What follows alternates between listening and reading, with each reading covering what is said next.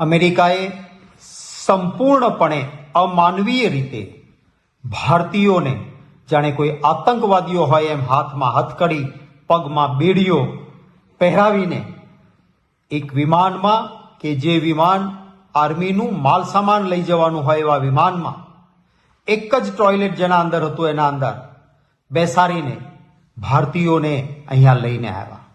એમાં 33 જેટલા આપણા ગુજરાતીઓ હતા, બહેનો દીકરીઓ પણ એમાં હતી. અને આ અમાનવીય રીતે અમેરિકાએ જે રીતે આપણા ભારતીયો સાથે વ્યવહાર કર્યો એ માત્ર ગણ્યા ગાંઠા આપણા નાગરિકોનું નહીં, ભારત માતાનું અપમાન છે, સમગ્ર દેશનું અપમાન છે. અને આવા પ્રસંગે બધા જ એક થઈને અમેરિકા સામે લાલ આંખ બતાવવાની જરૂર હતી અને આ માટે અપેક્ષા પણ હતી. આજે જ્યારે ભાજપની કેન્દ્ર સરકારના વિદેશ મંત્રી રાજ્યસભામાં નિવેદન આપવા આવવાના હતા ત્યારે અમને એમ હતું કે કડક વલણ લેશે અને વિરોધ પક્ષ પણ એક સૂરમાં ઊભા થઈને એને સહયોગ આપશે. પરંતુ કમનસીબે વિદેશ મંત્રીશ્રીએ કડક વલણ તો ન દાખ્યું, ઉલટાનું જાણે અમેરિકાએ કર્યું છે એ બધું બરાબર છે અને આપણે એ જ લાગના હતા એ પ્રકારનું નિવેદન આપ્યું. વિરોધ પક્ષ તરફથી કોંગ્રેસ વતી ભાઈ રણદીપ સુરજેવાલાએ કેટલાક સવાલો ઉભા કર્યા. ઇન્ડિયા ગઠબંધનના અન્ય આગેવાનોએ પણ સવાલ ઉભા કર્યા. પહેલી વાત તો એ હતી કે શા માટે આપણી સરકાર એવું સ્વીકારી લે છે કે આ બધા ગેરકાયદેસર ના જતા. એ તો અમેરિકાનો નિર્ણય છે ભાઈ. આપણા લોકોની વાત અપીલ આપણે તો કરવી જોઈએ ને? નહીં. બીજો મુદ્દો હતો આપણો કે ભાઈ કાઉન્સેલર એક્સેસ એમને કેમ નથી આપતા, તમે આપો. ત્યારે જવાબ શું આપે છે કે વિનંતી આવે આપણા નાગરિકની તો કાઉન્સેલર એક્સેસ આપી શકાય. અરે ભાઈ, આવું નથી. જેને પકડીને એરેસ્ટ કરી લીધા છે અમેરિકાએ ભારતીયોને, એ તમને વિનંતી કરવા ક્યાંથી આવે કે કાઉન્સેલર એક્સેસ આપો? એ તો સામેથી તમારે એને જ્યાં પણ કેદમાં કર્યા હોય, એરેસ્ટ કર્યા હોય, એની સાર સંભાળ લેવાની જવાબદારી આપણી સરકારની. એ તો સરકારે કર્યું નહીં. ત્રીજો મુદ્દો વિરોધ પક્ષ તરફથી ઉઠાયો કે ભાઈ જે લોકો ત્યાં ગયા છે એમણે ત્યાં મજૂરી, મહેનત, કામ કરીને જે ત્યાં પ્રોપર્ટી ઊભી કરી હોય એની અસ્કયામતો હોય તો એની મહેનતની અસ્કયામતો ભારતમાં પાછી લેવા માટે સરકાર શું કરવા માંગે છે એનો પણ જવાબ નહીં. આજ સુધી ક્યારેય હાથમાં હથકડીઓને પેગમાં બેડીઓ પહેરાવીને આપણા ભારતીયોને લાવવામાં નથી આવ્યા. આ સવાલ કર્યો કે આવું ક્યારે ભૂતકાળમાં હતું? એનો જવાબ પણ વિદેશ મંત્રીશ્રીએ નહીં આપ્યો.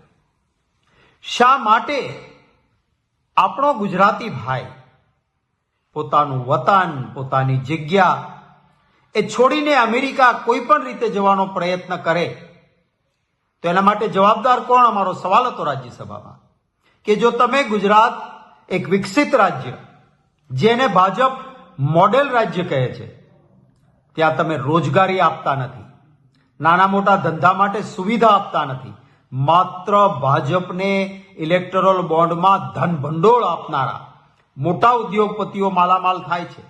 નાના માણસને રોજગારી નથી, નોકરી કાયમી નથી, આઉટસોર્સિંગ ને ફિક્સ પગારનો ત્રાસ છે, પેપર ફૂટે છે અને એટલા માટે ન છૂટકે ગુજરાતીએ ત્યાં જવું પડે છે.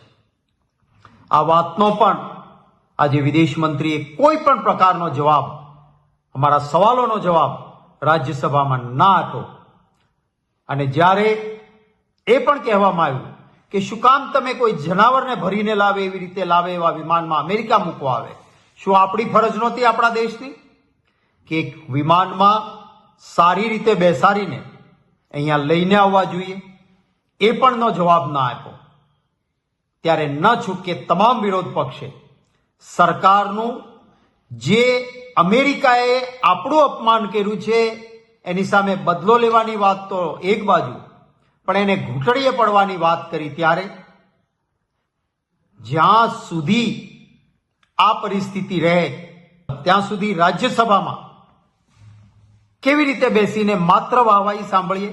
માટે તમામ વિરોધ પક્ષે રાજ્યસભામાં આ મુદ્દા પર વોકઆઉટ કરવો પડ્યો હતો.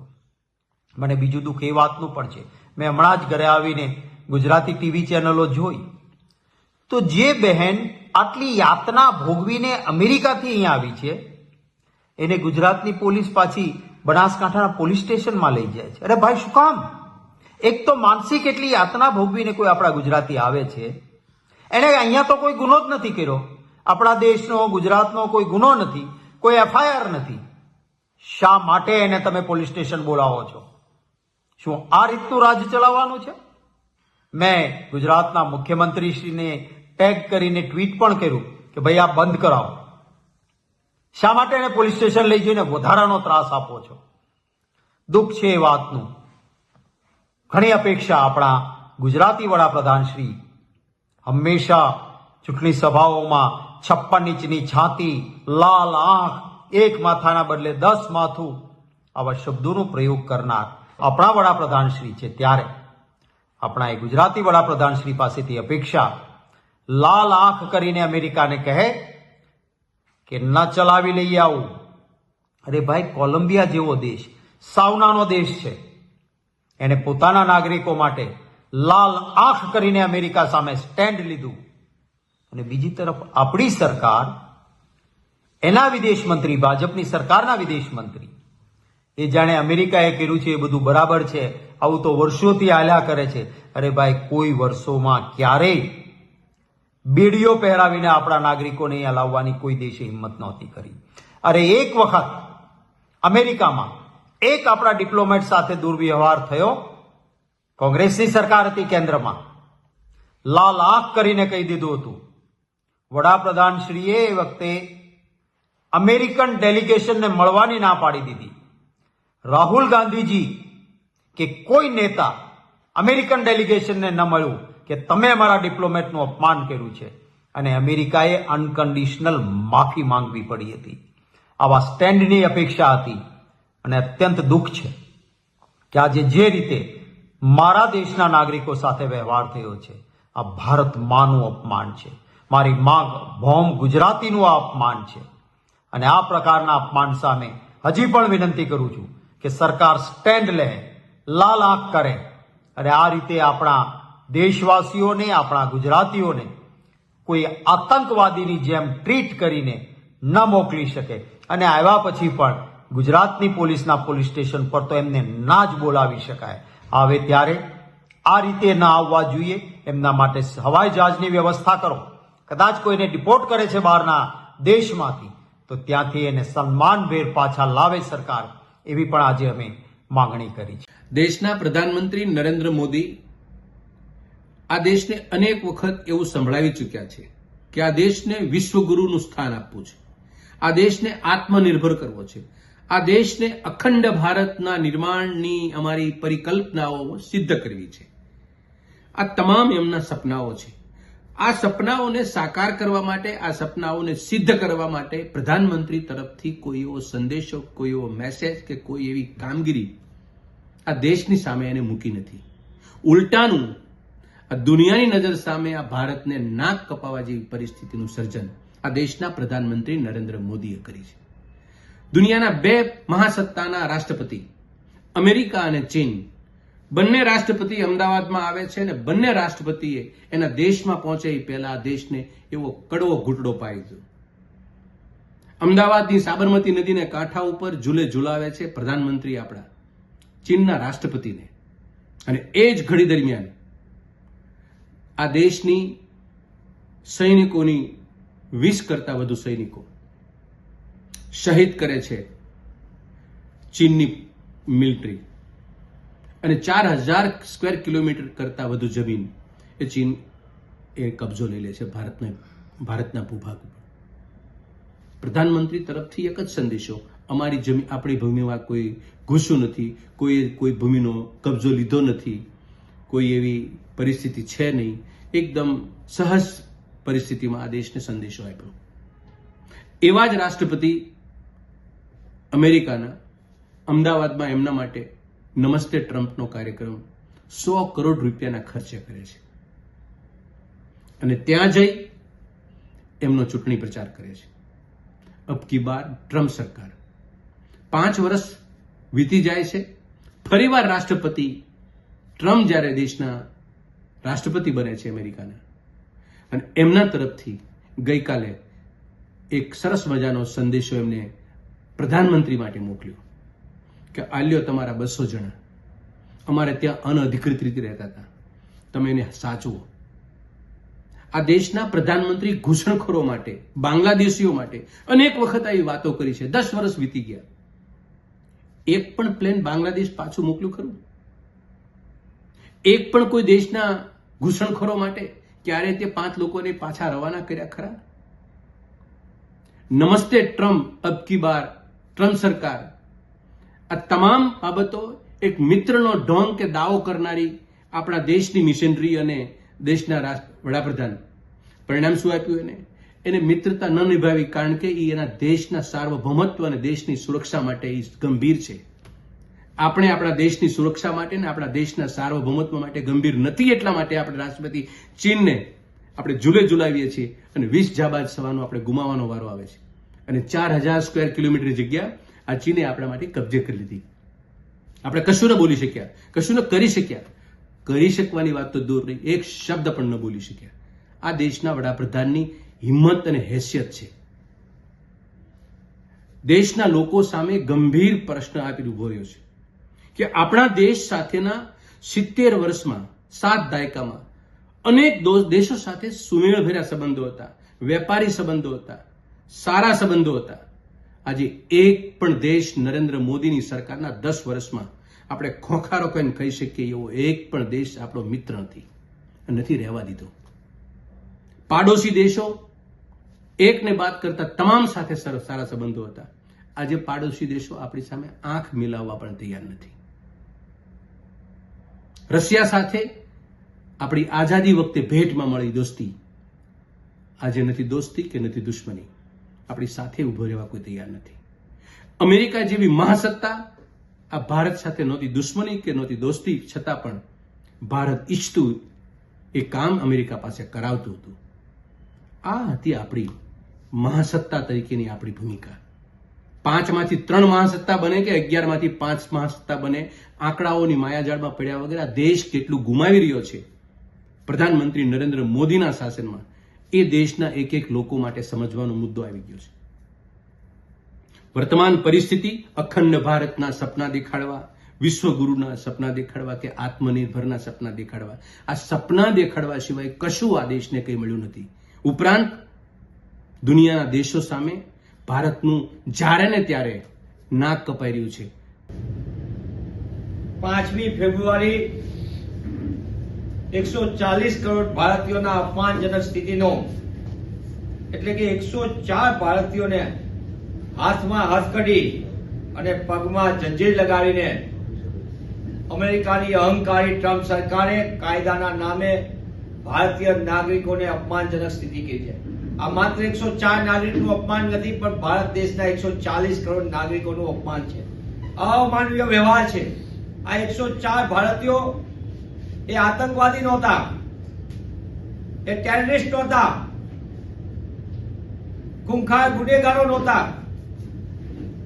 પણ તેમની સાથે જે વ્યવહાર કરવામાં આવ્યોનો વિડીયો આવ્યો સામે, એનાથી મને એમ થાય છે 140 કરોડ ભારતીયોનું અપમાન કરનાર ટ્રમ્પ સરકારે જે રીતે વ્યવહાર કર્યો છે, એ વ્યવહાર અંગે એક ભારતીય તરીકે પણ મને દુઃખની લાગણી થઈ છે. દેશના તમામ લોકોને દુઃખ થાય. કેન્દ્રમાં બેઠેલી મોદી સરકાર એ જવાબ આપવાનો સમય આવ્યો છે. આપણા સૌના ટેક્સના પૈસે અબકી બાર ટ્રમ્પ સરકાર કાર્યક્રમ કરે સ્ટેડિયમમાં. મારા અંગત મિત્ર છે, ભાઈબંધ છે, એવી વાત કરીને સમાચારની સુર્ખીઓમાં રહેનાર તમે ક્યાં ગયા? ત્યાં તો તમારો ભાઈબંધ તો ભારતીયોનું અપમાન કરે છે, અમાનવીય વ્યવહાર કરે છે. ક્યાં ગઈ તમારી 56 ઇંચની છાતી? એ બોલવામાં તો બહુ બધું હતું. મારા દેશનો ભારતીય હાથમાં હથકડી અને એના સપના જમીન પર આવ્યા છે. મકાન એમને ગીરવે મૂકેલું અને જમીન એમની વેચાઈ ગઈ. આ એમને એમ નથી ગયા. તમે વચન આપ્યું હતું 2 કરોડ રોજગારનું દર વર્ષે, એટલે કે 11 વર્ષમાં 22 કરોડ રોજગાર. સ્થાનિક કક્ષાએ રોજગારની તક ન મળી અને પોતાના ભવિષ્યના, પોતાના પરિવારના ઉજ્જવળ ભવિષ્ય માટે એનકેન પ્રકાર રસ્તે ગયા. હું એ માનું છું કે એમને ક્યાંક એ દેશના જે તે દેશમાં રહેતા હશે એના કાનૂનનો કાંઈક અમલવારીમાં ચૂક હશે, કાંઈક ભૂલ થઈ હશે, કાયદાકીય દ્રષ્ટિએ એમને કોઈ કાયદાનું ઉલ્લંઘન કર્યું હશે, પણ એને જે ઉલ્લંઘન કર્યું છે એ પહોંચવા માટેનું છે. પણ એ દેશની જમીન ઉપર એમને આતંકવાદી તરીકે કામ નથી કર્યું. એ દેશમાં એમની શ્રમ શક્તિથી રાત દિવસ મહેનત કરીને એ ડોલરિયા દેશની અંદર પણ એમને એ દેશ માટે પોતાની શ્રમ શક્તિનું રોકાણ કર્યું છે. હું એ પણ કહેવા માંગુ છું, એ દિવસ યાદ કરો જ્યારે ભારતના એક રાજનયિકનું અમેરિકન સરકારે અપમાન કર્યું. કેન્દ્રની તત્કાલીન ડોક્ટર મનમોહનસિંહજીની સરકાર, કોંગ્રેસની સરકારે સૌથી પહેલા વિદેશ મંત્રાલયે અમેરિકાની સામે વાંધો વ્યક્ત કર્યો. પહેલી ધડાકે અમેરિકા એની અહંકારી શાસન અને વિશ્વ જમાદારની નીતિ પ્રમાણે એમને આપણી વાત સાંભળી નહીં.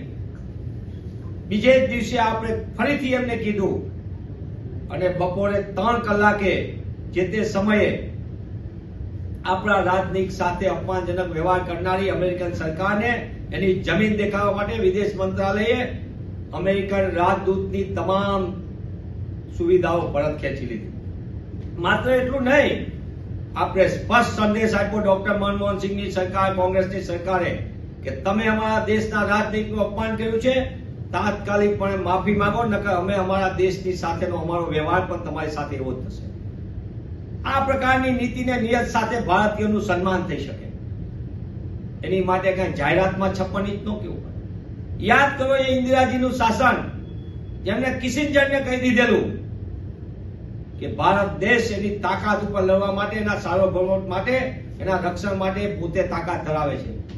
અને વિશ્વના નકશા ઉપર એ સાબિત કર્યું કે અમેરિકાની કોઈ પણ પ્રકારની ડર ધમકીની સામે ઇન્દિરાજીના નેતૃત્વની અંદર આપણે એશિયા ખંડનો નકશો બદલી નાખ્યો, પાકિસ્તાનના 2 કટકા કર્યા. ઇન્દિરાજીએ ક્યાંય કીધું નહોતું, પણ એમને કરી બતાવ્યું.